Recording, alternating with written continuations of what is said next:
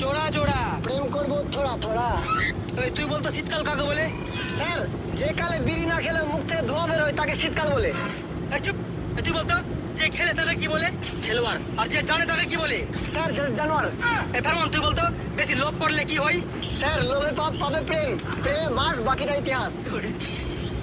এই তুই বলতো সংসার কি হয় সুখী হয়? সংসার সুখী হয়ে পুরুষের গুণে। যদি সে চুপচাপ বউয়ের কথা শুনে। এই টিকটক কাকে বলে? কে পারতো তোদের মধ্যে বলতো? টিকটক কাকে বলে? সিনেমায় চান্স না পাওয়া প্রতিবন্ধীদের ঠোঁট নাড়ানোর স্থানকে টিকটক বলে। বল আম পাতা জোড়া জোড়া। প্রেম